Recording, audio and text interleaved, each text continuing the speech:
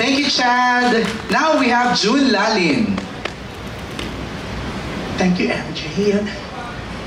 Yan, Jody, ang bongga. Ang in-expect namin, nung papunta kami dito, hindi ganito kabonggang YouTube channel. Pero may mga iba-iba kang shows. At mukhang lalaki pa, di ba? Pero parang gastos. Hindi ka ba na-shock? Kasi feeling ko, it's so hard na, yun nga, it's so hard na mabawi ka agad, di ba? Talagang ang feeling namin lahat, eto nga si Vix Almacen, sabi niya, naku, mukhang napakagastos ng YouTube channel ni Jody. Well, tama ka naman dyan. Joke lang. Well, it is an investment for me. I'm investing in the show because I believe in the show's cause. And naniniwala, kasi it's something na pinaniniwalaan ko talaga. And gusto kong pasalamatan ng aking production manager because sobrang galing niyang mag-budget. Salamat for keeping our costs low. And syempre, kung nakikita nyo ngayon sa place kung saan natin ginagawang official media launch, gusto nating pasalamatan yung mga suppliers na nandito ngayon because nandito sila dahil pinaniniwalaan din nila ang The JSM channel and nandito sila with all their hearts. So maraming salamat for being part of this. Yan, pero syempre good luck, no? Pero yung iba kasi, mag-react si kala niya ano yun? Puta ng away-away. Pero Jody, yan, yung iba kasi, what they do is, puro mga pagpa-prank, mga ganun. Pero ikaw talaga, pinag-usipan mo yung channel mo. May mga gagawin kang immersion. Mag-immersion ka rin, yung mga ibang mga ipipicture mo dito, gagawin mo yung buhay nila. Yung immersion part, nasa ano po yan nasa travel and tours. Because, for example, if I may share that there was one community na pinuntahan po namin in Malabon, it's called Amapo. Sila po yung asosasyon na mga magbabayong ng Atis Potrero, Malabon. So we went there, nagpaturo po tayo sa mga nanay natin doon kung paano po gumawa ng bayong. And nakakatuwa lang malaman na yung pagbabayong nila, nakapagpaaral sila, nakapagpatapos sila ng kanilang mga anak. So isa po yun sa mga communities na feature natin sa the JSM Travel and Tours. And isa rin yun sa communities that we were able to give them, parang a little something, a little gift para lang po i-appreciate yung kanilang ginagawa for the community. Yeah, it's so nice, no? Kanina nga narinig namin yung parang ikaw magbibigay nung yung mga materials. Yung raw mats po nila. Yan. It's so nice, no? Na marami kang natutulungan. So, congrats sa JSM channel. Pero, tatanungin ko rin si China. Favorite ko siya. Thank you po. Stress din kasi ako. Siyempre, hindi kita makalimutan sa etiquettes for Mrs. Andiyan po pala si Wang Chi. Charot lang din siya. Makikisakay ako sa plane. Pero yan, China, you're based again here in the Philippines? For now. Bali darating ko lang last year February, tapos parang na-miss ko nga. So nagpaalam ako sa asawa ko kung pwede akong payagan na mag-comeback na muna, which is, thank you Lord, kasi pagbalik ko, nabigyan ako ng magandang project with Dreamscape at kasama ko nga si Ate Jody, sa Lavender Field. So, tapos yan, meron kaming project na ginagawa ngayon. So, dito na muna ako for now. So, pero magpapabalik-balik ka? Pabalik-balik, pag inaya ng budget, pwedeng bumalik ba niya? Ay, di, meron plano naman pala si Wang Chi. So, yan, pabalik-balik tayo, mother. Si Jody before, she stayed in LA. Tapos, she decided na bumalik. Tapos, ang bongga ng career niya. Bakit mo parang ikaw kasi parang tulad ng sinabi niya, nafe-feel niya na ito na yung tamang panahon para i-launch niya to. Ako rin, ito na yung feel ko na tamang panahon ng pagbabalik ko. Naramdaman ko rin po yan. Pero yan, congrats sa inyong Thank you tatlo. po. We're so excited to watch yung mga shows dito sa JSM channel. Yan. Thank you. Thank you, June. Now let's go to Naz Tabares of Hype Mania. Hello, hi Jody. Gaano ka ka-hands-on sa channel mo? Ito ba yung tipo na makikilala ka namin on a deeper level per episode? Super hands-on talaga because we do brainstorming and I'm a part of it. Siyempre, I try to make sure na every episode na ipapalabas natin sa mga viewers natin would be in line with what the channel stands for. So, yun, if you're asking me kung gaano ako ka-hands-on, yes, very much hands-on. And I'm just so thankful for my team also kasi hindi ko naman siya magagawa ng ako lang mag-isa. Curious lang din, paano yung magiging bagsak ng episodes? May schedule ba? Yes, we do have a schedule. Meron tayong our live streaming. Saan yun? Today yung live streaming, pero saan hindi. Oo. The streaming starts on March 4. So yung pinakaunang episode natin ng Live Light, ipapalabas siya next Tuesday. So, 7 p.m. po yan. And then, right after that would be JSM Travel and Tours. Sa Thursday naman yan. Every Thursday, 7 p.m. And then, lastly, tuwing Sundays naman po ang pag-upload po natin ng Let's Drink to That, 11 in the morning. So it's a Tuesday, Thursday, Sunday. No? 7 p.m. yung Tuesday and Thursdays, and then 11 a.m. yung Sundays. Okay, got it. Thank you, Naz. Maraming salamat. Let's move to Nikki Wang. We have down to our last 3 questions na. Si Nikki naman. Thank you, MJ. Hi, Nikki. You have inspired people with the characters that you have played, and now you're exploring, different facets of your career with your channel. Is there something that Jody Santamaria cannot do? Or is there something that, you're afraid to do as an artist? Well, marami po akong mga bagay na hindi kayang gawin. Number 1, hindi ko po kayang tumulay sa alambre. Hindi ko po kayang lumulon ng bubog. Joke lang. I think wala naman pong perfect na human being or superhuman na kaya mong gawin lahat. It's really just a matter of knowing what you can and cannot do.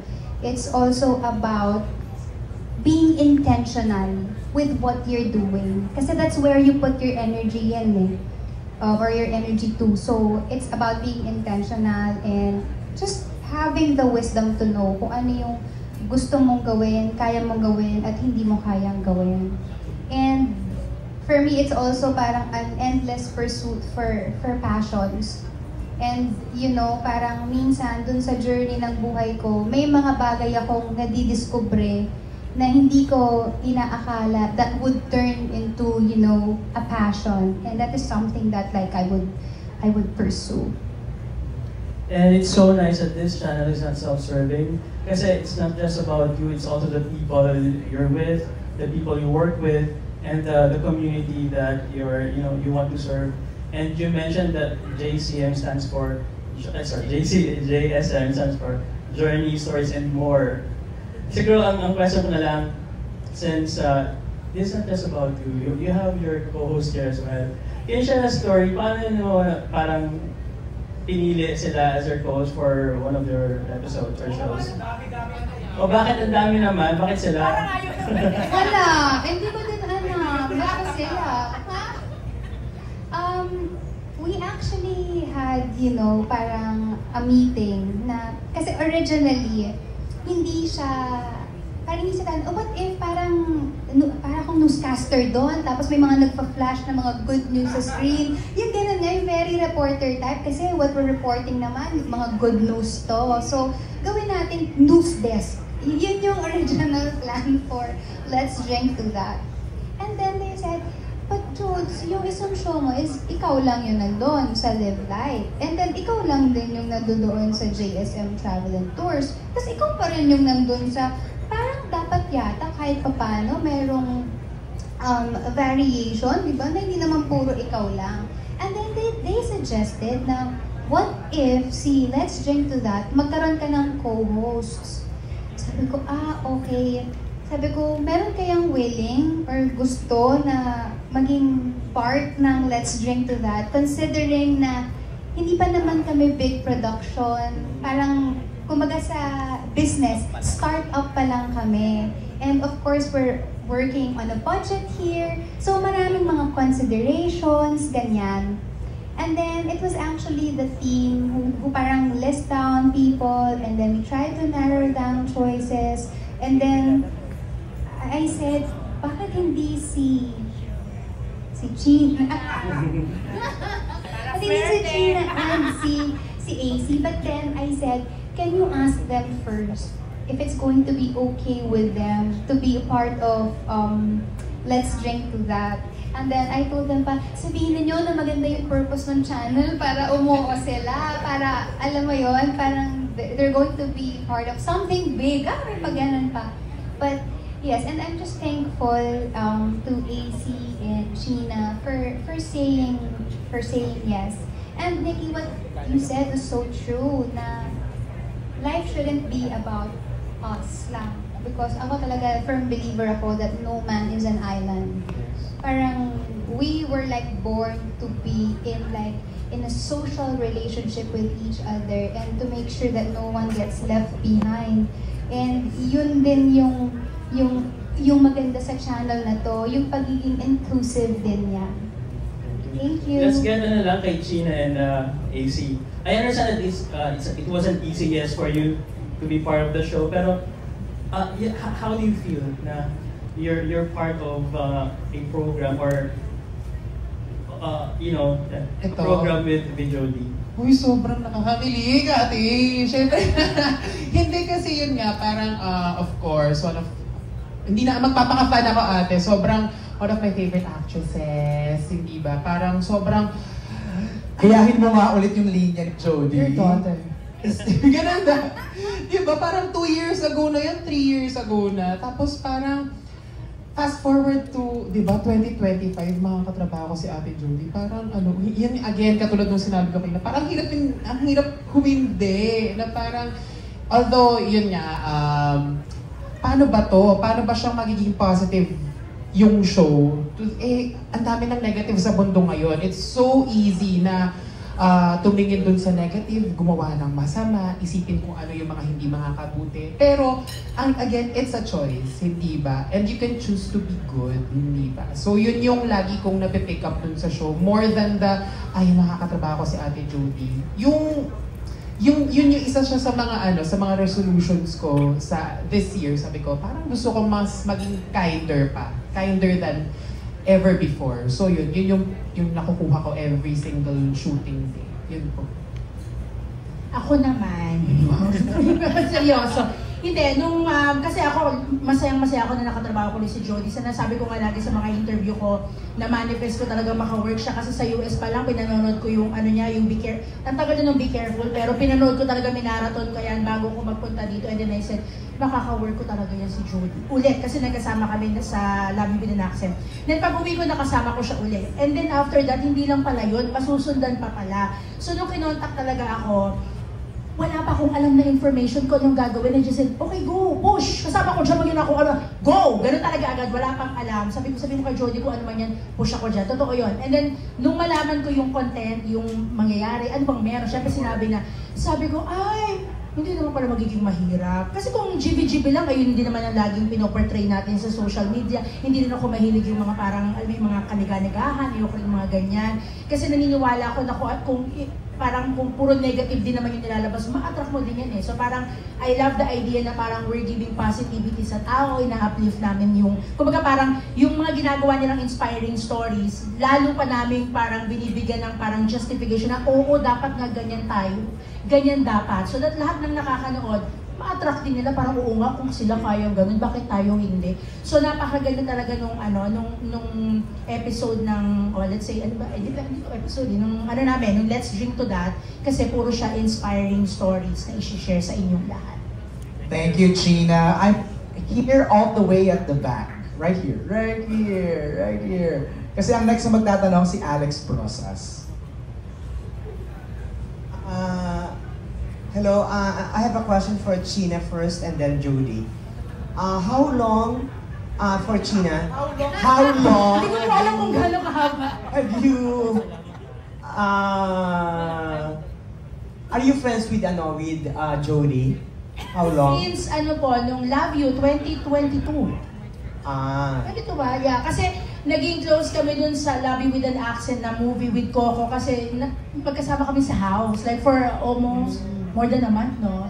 Tapos lagi kami magkasama and then na-feel ko talaga na super duper warm niyang kasama. Hindi niya ipaparamdam talaga sa'yo na parang, oh, eto ako, hello, Jody ako, big star. Walang ganun eh.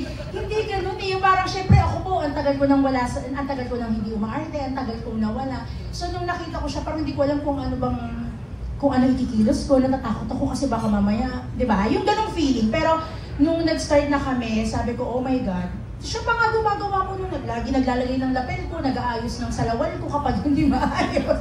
So, yung short, yung basta lagi mo ko inaayos, yung ganung peg po. So, sobrang love na love ko talaga si Jody. So that was a long time ago and then you worked sa Lavender Fields. Opo. Having worked with Jody sa Lavender Fields, what were your startling discoveries from then to now? Paano po yung startling ito? I don't repeat my questions. I'm not in the habit. Oh my God! Ang hirap naman ng question. Hindi, pero ako, sa totoo lang po nung nakasama ko si Jode sa Lavender, which is I'm expecting na makakasama ko siya. But for me, hindi ako nahirapang makatrabaho si Jody sa Lavender Field. And I believe lahat din naman ng mga co-actors namin is ganun din po yung masasabi. Is pag nakasama mo si Jody sa trabaho is yung parang happy set lang. Hindi mo mararamdaman yung parang ang layo mo sa kanya. Tsaka tinuturuan ka niya. Tsaka like when meron tayong eksena na heavy drama, syempre parang komedyante po ako eh. Parang, hala, paano ko aarte dito kay Jody? Parang nakakatawa ko, baka matawa siya sa akin. Pero hindi napakagaling niyang umarte kasi kahit nagbibiruan kami, nagtatawanan, pag-shoot niya nung acting niya, umiiyak na po talaga siya ng bonggang-bongga. Ganun po talaga kagaling si Jody Santa Maria. Sana mahawaan mo ako ng galing mo sa pag-arte. Aray ko, yung baba ko naman sis. To Jody, there are YouTube channels which feature insanely funny episodes. There are mundane episodes. There are not so funny episodes. How will you veer away from these episodes which ang purpose is to entertain, to just entertain at whatever costs? What I would say about the JSM channel is that the JSM channel does not intend to be funny, but it intends to be fun. And our intention is really to, like what I said a while back, is to be able to entertain our viewers with our stories that we feature on the show. But that doesn't necessarily mean that you have to be like slapstick to do that, because you can entertain while at the same time spreading positivity and being, a source of joy to them na hindi niyo po kailangan magpatawa. So, entertainment, I believe, comes in different forms. Thank you. Thank you. Thank you, Alex. I'm still here on this table, Jody. Kasi, here pa. Medyo masarap ang chismisan dito sa table na to, no? Si Marinelle Cruz, meron siyang tinanong sa akin, what topics daw would you rather not talk about? May mga iiwasan ba kayo dito? Kasi nga, your intention is to inspire, to have fun. So ano yung mga medyo iiwasan mo? Kasi it's not part of the brand. Actually, looking back now, because we have already completed our first season, for Live Light, I think yung mga topics na na-discuss namin doon are like some of the topics na sabihin natin hindi ganun ka-popular. Or maybe topics na could actually parang create like points for discussion. Kasi syempre, I'm not saying na magiging divisive siya, but then alam mo yung magkakaroon kasi tayo ng iba't ibang mga perspective or pananaw doon sa mga topics na i-discuss doon. If, for example, there's a topic about boundaries. So, syempre, kinuwento ko na mamaya yung... Or spoilers. Okay. Spoiler. So, yeah. So, let's, for example, boundaries with, family and friends and ganito. So, yun, isa yun sa mga topics or like, how to begin again, mga ganyang mga topics yung pag-uusapan natin. For now, parang wala pa naman kaming talagang napag-uusapan na etong topic na to, iiwasan natin to, hindi natin to pwedeng pag-usapan. Kasi parang napaka-broad, ang daming pwedeng pag-usapan. And kung hindi mo pag-uusapan, parang nire-restrict mo lang, naging restrictive yung, di ba, yung channel. So that's not the intention. The intention is for us to all learn about, a certain, let's say, I would not say it's an issue, but, topics. Hindi, saka first season pa lang naman, mayroon pang room for growth, for, gaya nga ng term na ginamit mo, mag-evolve, di ba, even the show. We're down to our last question, coming from my katokayo, MJ De Leon.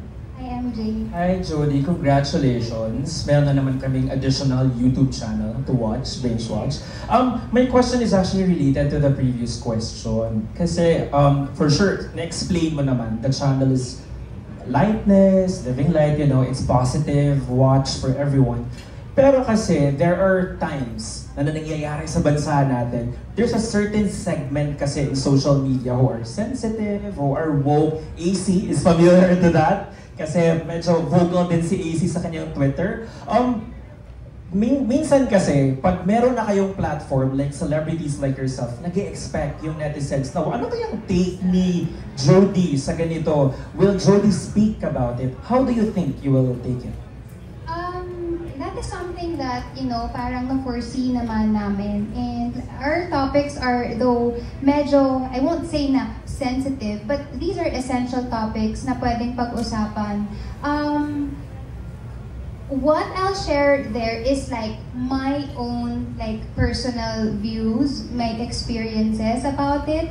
But like I also said a while back that there will be subject matter experts who will be with us, especially sa segment ng Live Light, because we don't want it like to be an opinion-based show lang. We want to have like parang experts to be with us because they will provide a more sabi natin professional insight on, let's say, certain topics. And also, naniniwala ako na hindi naman talaga lahat mag-a-agree sa isang idea. Kapag mag-present ka ng isang idea, maraming different takes doon sa idea na yon. But what we're trying to do here is not to like educate people, but we're like trying to give them, a different set of perspectives. And we're not trying to like parang shove it down their throats na ito yung paniwalaan mo, ito yung ganyan. At the end of the day, this is a show, ito yung pinaniniwalaan namin, ito yung take namin sa matter na yan, then, amen yon. It's up to you guys kung ano yung take ninyo sa, let's say, topics na madidiscuss. Pero, at the end of the day, walang pilitan. Okay. Si AC, baka gusto niyang mag-comment on that question. Again, parang for me, katulad nga nung sinabi ni Ate Jody na this is a room for positivity and good news, ganyan. And yung mga hard news, meron din siyang avenue, which is 7 to 8 na news. Siguro ang challenge lang po talaga for me ay yung i-explain kay Ate Jody kung anong ibig sabihin nung maanong ulam. Kasi in-explain pa namin sa kanya yun nung isang episode. Parang, Ate Jody, pinatay mo yung joke. So yun, di alam ni Ate Jody. So may mga ine-explain talaga kami sa kanya. So yun yung challenge for us. I guess ang tawag dyan is generational gap. Pareho naman tayo ng generation, napaka mo naman, ba't ako alam ko? Paano? Pwede bang nahuli lang sa balita?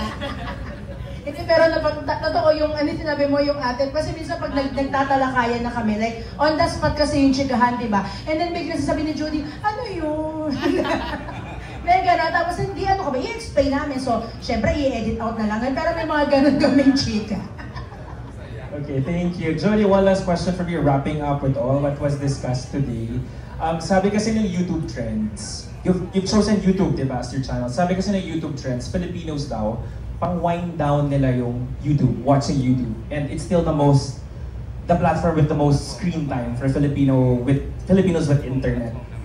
Ano yung gusto mong take away sa kanila or feeling na dadalhin nila sa pagtulong nila? General question na lang. Okay. Sige, actually, like I said, na parang this intends to uplift and bring joy to our viewers. So, kasi dahil tatlong magkakaibang shows yung ipapalabas natin, MJ. So, bawat show, iba-iba yung kanyang nilalaman. Well, for Let's Drink to That, yung segment namin tatlo na AC and China, of course, strategic din na Sunday namin siya nilagay because after a week, parang a week long, parang bombarded tayo ng mga news and syempre mga work or whatever happens in the workplace or with everyone. You just want to end and start your day with something na mangingiti ka na ay ang cute naman ng story na yun, ay nakaka-inspire naman yung story na yun. Okay, parang yun yung gusto namin ma-impart sa aming viewers. For JSM Travel and Tours, yung talagang just to keep exploring. Na parang, okay, meron na tayong mapupuntahan sa susunod na hindi ka kailangan gumastos ng mahal. And then for Live Light, these are, mga topics na hoping to, like, shed light on certain things, certain topics, and at the same time na mapunta siya sa tenga ng taong nangangailangan ng mensahe ng for that day. Thank you! Thank you, Jody! Ay, maraming salamat sa lahat ng mga nagtanong.